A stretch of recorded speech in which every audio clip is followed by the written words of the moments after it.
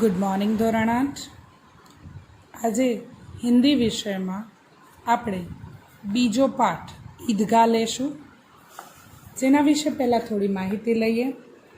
ઈદગાહ એ મુસ્લિમ સમાજ ઉપર બનેલો એક પાઠ છે, જેમાં ઈદગાહ વિશે વાત છે. ઈદગાહ એ જગ્યાનું નામ છે કે જે ધાર્મિક સ્થળમાં માન્ય છે. પ્રેમચંદ, જેમનો જન્મ 1880માં થયું હતું અને મૃત્યુ 1936માં, જે વારાણસીના રહેવાવાળા હતા અને ખૂબ જ સારા લેખક હતા. લેખક વિશેની માહિતી અહીં આપણને આપેલી છે. ઈદગાહ પાઠમાં આપણે વાત કરીશું આગળ કે કઈ રીતે એક બાળક રમઝાનના પવિત્ર મંથમાં રોજા પછીની ઈદીના દિવસે જે મેળો લાગે છે એમાં જવા ઉત્સુક છે. એ સાથે સાથે ગરીબ પરિવારના એ છોકરાની શું હાલત થાય છે, જેનું નામ છે હામિદ. જે હામિદના માતા પિતા ન હોવાથી તે તેની દાદી અમીના સાથે રહે છે. દાદી અમીના કે જેમના ઘરમાં ઈદના દિવસે ખાવા માટે અનાજનો દાણો નથી, એવી દાદી પોતાના પુત્ર હામિદને કઈ રીતે થોડા પૈસા પૂરા પાડે છે અને હામિદ એ પૈસાને કઈ રીતે મેળામાં જઈને માણે છે એ વિશે વાત કરીશું. તો વધારે સમય ના લેતા પાઠ શરૂ કરીએ. तो रमज़ान के बाद 30 रोज़े होते हैं, यानी कि रोज़ा जिसमें पूरे दिन का बिना खाए पीने उपवास होता है, तो वो 30 दिन तक चलते हैं. तो ऐसे 30 दिन के उपवास के बाद, रोज़े के बाद रमज़ान का महीना ख़त्म होते ही 31वें दिन पर ईद आती है, जिस दिन सब मुसलमान भाई बहन मिलजुल कर ईद मनाते हैं. जैसे हिंदुओं में दिवाली मनाई जाती है, वैसे ही मुसलमानों में ईद का बड़ा महत्व है. अब हम जहाँ की बात कर रहे हैं वो ऐसी जगह है जहाँ पर ईद के दिन भी लोगों के पास ना तो अच्छे कपड़े हैं, यानी कि एक दूसरे के आसपास दौड़ रहे हैं सुई धागा लेने के लिए.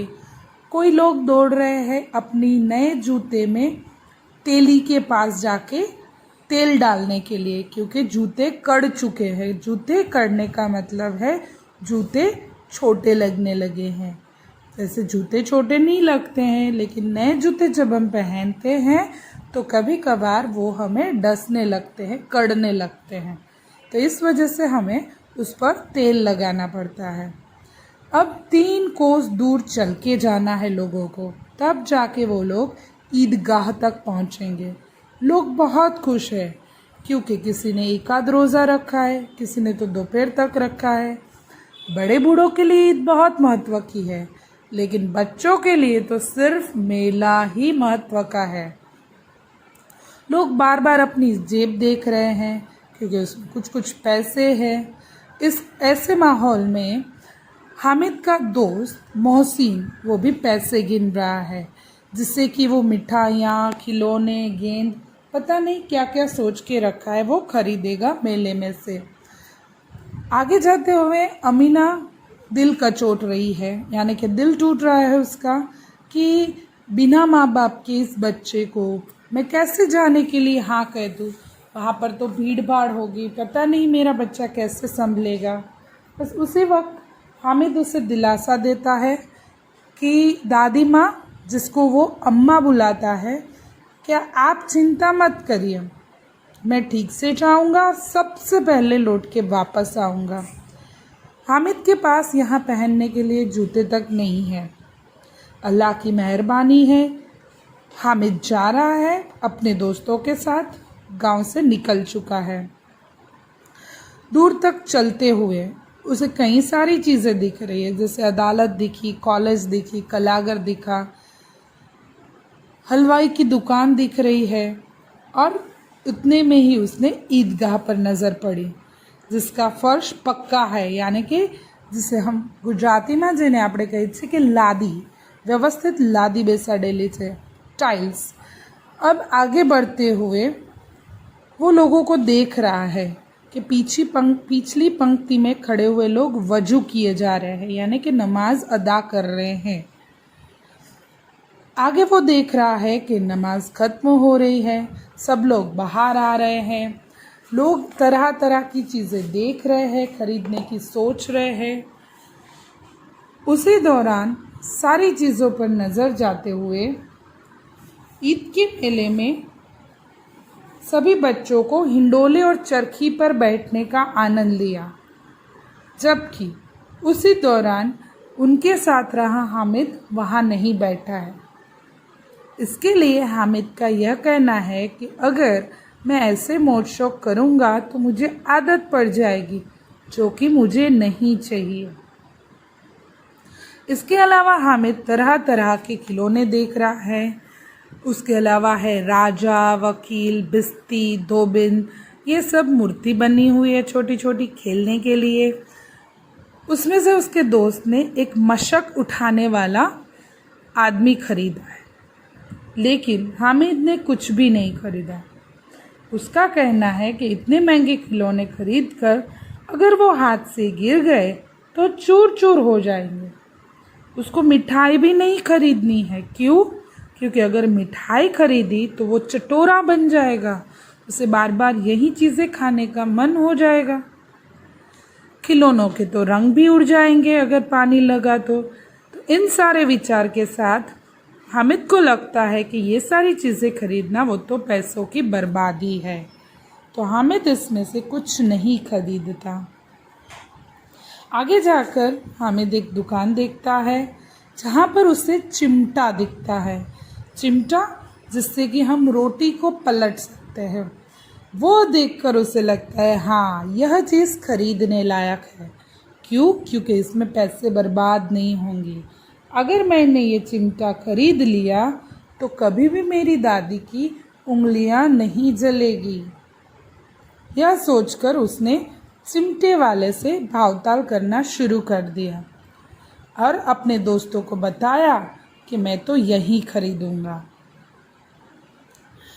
आगे चलते हुए बच्चों ने उससे पूछना शुरू किया कि ये क्या है भाई। तो उसने जवाब देते हुए बोल रहा है, दुकानदार से बात की कि कितने पैसे का है, तो 6 पैसे लगेंगे, दुकानदार ने बताया। हामिद बोलता है उसे ठीक ठीक बताओ। हामिद ने कलेजा मजबूत किया और बोल दिया 3 पैसे लोगे? तो दुकानदार ने गुड़किया की, गुड़किया करना मतलब आंखें निकाल के ऐसे देखा, और हामिद ने उसे इस तरह कंधे पर बुलाकर चिमटा दे दिया। वो दुकानदार बड़ा अच्छा था, उसने 3 पैसे में ही उसको चिमटा दे दिया। तो हामिद ने बड़े गर्व के साथ चिमटा उठाकर अपने कंधे पे रख दिया, जैसे कि वो बहुत ही बड़ी चीज़ हो। आगे चलकर उसका दोस्त उससे पूछता है, मोहसिन, कि देखो ये क्या लाए हो तुम, इसका क्या करोगे, बुद्धू हो तुम तो हामिद पलट कर जवाब देता है, तुम अपनी बिस्ती जरा ज़मीन पर गिराओ।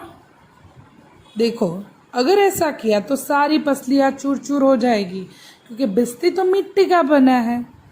जबकि मैं खिलौना नहीं लेना जानता, मैं तो चिमटा लाया हूँ। तुम्हें पता है मेरे चिमटे से क्या क्या हो सकता है? तो चिमटे के प्रभाव के आगे वो बताता है कि मैं ना तो सिर्फ इससे खेल सकता हूँ, मैं इसको दादी को दे सकता हूँ, खिलौना बना सकता हूँ, बंदूक बना सकता हूँ। तो इस तरह मेरा चिमटा तो बड़ा उपयोगी है, बड़ा महत्व का है। तो ये बातें सुनकर उसके दोस्त अपने खिलौने चिमटे के साथ बदलने के लिए रेडी हो गया। समी बोलता है, मेरी खंजरी ले लो, मुझे चिमटा दे दो।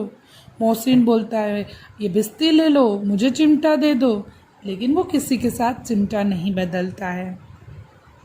आगे जाते हुए जब वह घर पहुंचता है तो उसकी दादी उसके हाथ में चिमटा देखकर चौंक जाती है, थोड़ा गुस्सा हो जाती है, लड़ने लग जाती है। कि मैंने तो तुम्हें सिर्फ 3 पैसे दिए थे, उससे तुम चिमटा उठा के लाए, कुछ खाया पिया या नहीं। तब मोहसिन बोलता है, दादी इस चिमटे से अब तुम्हारी उंगलियां कभी नहीं जलेगी। और इसी बात पर उसकी दादी रोते रोते उस पर बहुत ही खुश हो जाती है कि इतने छोटे बच्चे ने मेरे बारे में सोचा, ना अपने खाने पीने के बारे में, ना ही अपने किसी शौक के बारे में। ऐसे तो दुखी हुई अमीना खुश हो जाती है और आंसू बहाते बहाते अपने बेटे की दुआएं लेती है और उसे अच्छे से आशीर्वाद देती है। Thank you.